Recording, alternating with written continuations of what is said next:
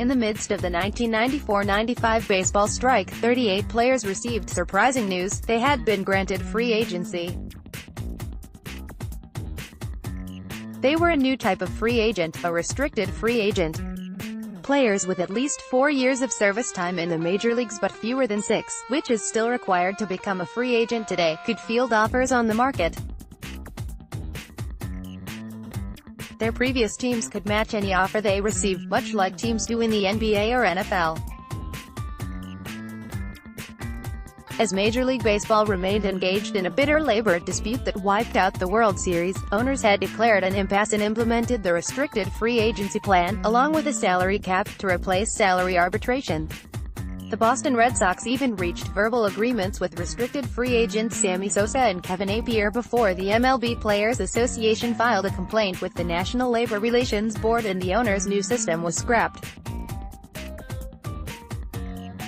MLB has not had a work stoppage since 1994-95, its longest stretch of labor peace in the free agency era.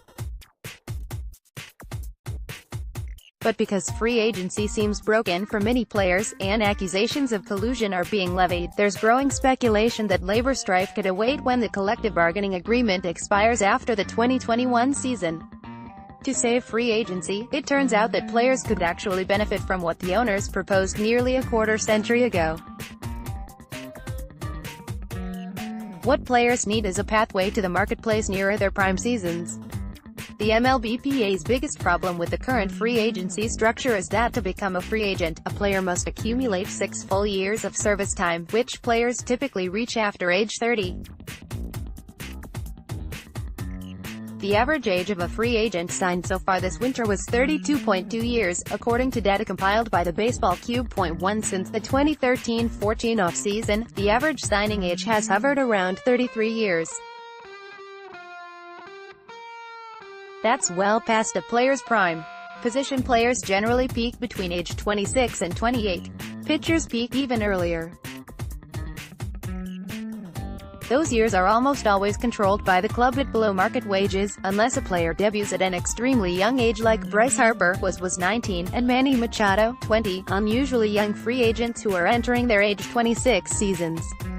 The other issue for players and free agency is that the game has becoming younger. The average age of position players last season, 28.1 years, was the youngest since 1979. That age has gradually declined from a peak of 29.3 years in 2004. The average age of pitchers has also declined from a free agency era peak of 29.2 years in 2005 to 28.4 last season, tied for the third youngest this century. Yet the average debut age for hitters and pitchers has remained static. The average debut age last season was 24.3 years for hitters and 24.6 for pitchers. For hitters, the average debut age has ranged between 24.0 and 24.6 years since 2000, and for pitchers, it's ranged between 23.8 and 24.9 years. What it all means is that hundreds of age 30-plus seasons have gone missing from baseball. In 2004, there were 250 players age 32 or older who recorded at least 100 plate appearances or faced 100 batters on the mound. Last season, there were 190 such players. There have only been 4 seasons, 1915, 1917, 1965 and 1975, in which age 32 and older position players accounted for a lesser share of wins above replacement than last season, at 12.9%.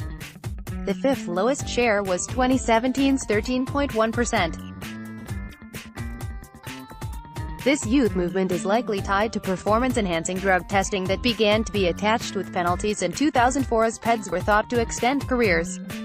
But teams have also never had more data to understand how players age. Clubs seem increasingly unwilling to spend on 30-something free agents.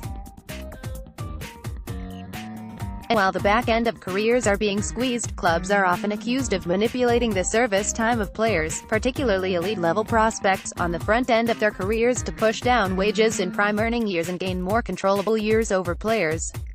While this offseason has warmed after an even colder start than the previous winter, the 2017-18 class was considered to be a weak crop of free agents.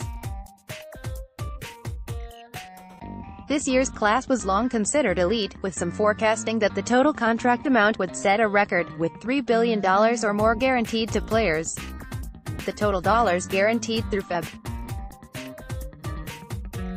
5, or 100 days after the World Series, hit just $1,066.78 million, which fell well short of the totals through the same point in recent off-seasons, excluding the winter of 2017-18. And it's not just total dollars that are off those of the not-so-distant past, but also the annual average value of contracts. Average value per contracted season for MLB free agents through the first 100 days of the past 6 off-seasons. Free agents contracts, off-season total signings, share, signed total, value, total seasons, AVG.